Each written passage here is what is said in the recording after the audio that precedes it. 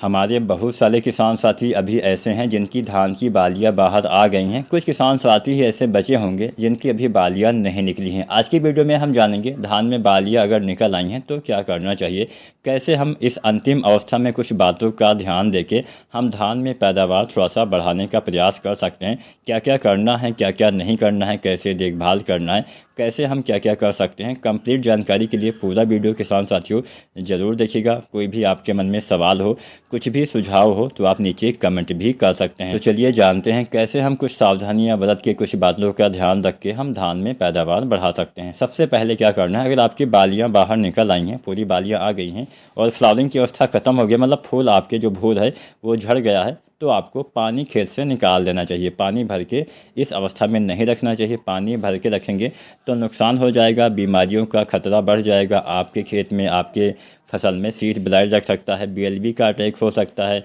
और जो ये आपका बीपीएच है इसका अटैक भी हो सकता है। तो बीमारियों से बचने के लिए आपको पानी हटा देना चाहिए, पानी निकाल देना चाहिए। मैंने बोला पानी निकाल देना चाहिए, लेकिन नमी होनी चाहिए, इस बात का ध्यान रखना है। नमी की कमी ना होने पाए, इस बात का ध्यान रखिएगा, क्योंकि अक्सर देखा गया है या तो ज़्यादा पानी नुकसान करता है या फिर बहुत कम नमी, यानी खेत अगर सूखा रह जाता है तो भी नुकसान करता है। सूखे खेत में अच्छे से आपके दाने का भराव नहीं होता है, बीमारियों का अटैक भी ज़्यादा होने लगने की संभावना बढ़ जाती है, नेक ब्लास्ट होने की संभावना बढ़ जाती है और दाने का भराव सही से नहीं हो पाता है, दाने खाली रह सकते हैं। इस बात का ध्यान रखना है। तो ना तो पानी भर के रखना है, ना ही खेत को सूखा रखना है। खेत में नमी होना चाहिए। जब आप खेत में जाइए तो वहाँ पे आपका जो पैर है वो दबना चाहिए, इतना नमी आपको बना के रखना चाहिए, इस बात का ध्यान रखना चाहिए।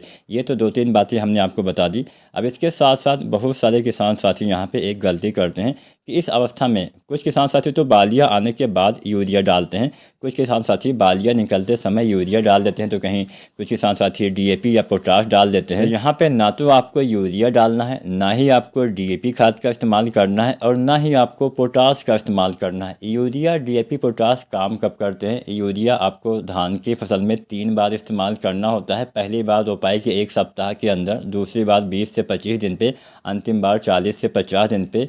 रही बात डीएपी की, तो डीएपी का भी इस्तेमाल हम रोपाई के समय ही करते हैं। रही बात पोटाश की, तो बहुत सारे किसान साथी रोपाई के समय पोटाश डाल देते हैं। वहीं कुछ किसान साथी आधी मात्रा रोपाई के समय पोटाश डालते हैं और आधी मात्रा 40, 45 या 50 दिन पे डालते हैं। अर्थात 50 दिन के अंदर हम सभी खादें जो हमें देना चाहिए, नाइट्रोजन, फास्फोरस, पोटाश, इसका इस्तेमाल हमें कर देना चाहिए। 50 दिन के बाद ना तो जब बालियाँ निकल रही हैं तब आप यूरिया डालिए। अब जैसा कि वीडियो में आपको दिखाई दे रहा होगा, कुछ ऐसी अवस्था रहती है तब हमारे बहुत सारे किसान साथी यूरिया डालते हैं, सोचते हैं बालियाँ अच्छी आएंगी, लेकिन यूरिया का काम होता है वानस्पतिक विकास में सहायता करना। हालांकि कुछ सहायता करेगा, लेकिन यहाँ पे नुकसान ज़्यादा करेगा। तो यहाँ पे नुकसान क्या करेगा? यूरिया डालने से, नाइट्रोजन ज़्यादा होने से आपके खेत में बीमारी होने की संभावना काफ़ी ज़्यादा बढ़ जाती है, जिससे आपका ही नुकसान होता है। तने कमज़ोर होने से फसल कई बार गिर भी जाती है। तो यहाँ पे यूरिया वगैरह कुछ भी नहीं डालना है। अगर आपको डालना ही है तो आपको बालियाँ निकलने के बाद दाने भरते समय केवल एक चीज़ डालना होता है, वो है 0050। या फिर किसी बीमारी का खतरा हो जाए, अटैक हो जाए, तो उससे संबंधित दवा का इस्तेमाल आप कर सकते हैं। सीड ब्लाइट हो गया या बीएलबी हो गया, फिर कोई भी अन्य कीट लग गया तो उसका नियंत्रण आपको करना चाहिए। बाकी किसी भी चीज़ का इस्तेमाल नहीं करना है। अब कोई भी बीमारी लगे तो आपको शुरुआती अवस्था में ही उसका नियंत्रण करना चाहिए, जिससे आपकी दवाओं के ऊपर खर्चा बचता है। इसके साथ साथ आपकी लागत भी कम लगती है, क्योंकि ज़्यादा नहीं फैलता है और आपका नुकसान भी कम होता है। आपको डालना चाहिए 0050 NPK बालियाँ आने के बाद दाने भरते समय, जिससे सभी दाने का भराव अच्छे से हो पाएगा, सभी दाने में अच्छे से चावल बन पाएगा। बात कर लेते हैं अंतिम सिंचाई की।